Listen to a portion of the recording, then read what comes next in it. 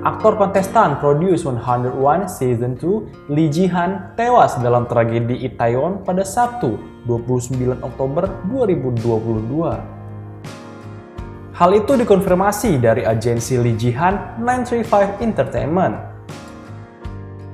Dilansir dari situs Produce 101 Fandom, berikut profil atau biodata Lee Ji-han.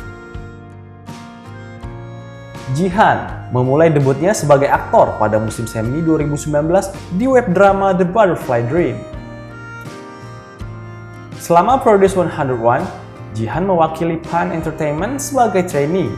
Namun, setelah pertunjukan, dia meninggalkan Pan dan bergabung dengan Whitmay Entertainment.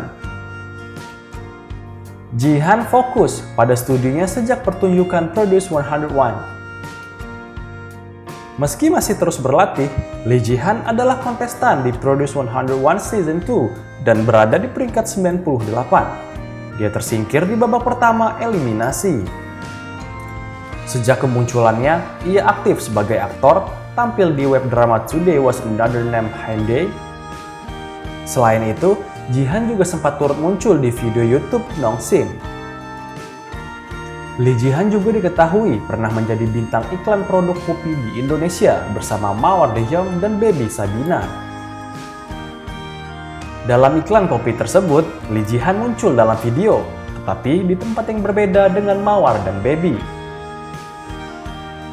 Pada Minggu, 30 Oktober 2022, diumumkan bahwa Ji-han telah meninggal pada 29 Oktober 2022 karena berada pada himpitan kerumunan Halloween di Seoul. Setelah adanya pengumuman bahwa Ji-han meninggal dunia, kolom komentar di akun YouTube acara TV Kita itu dibanjiri ucapan duka.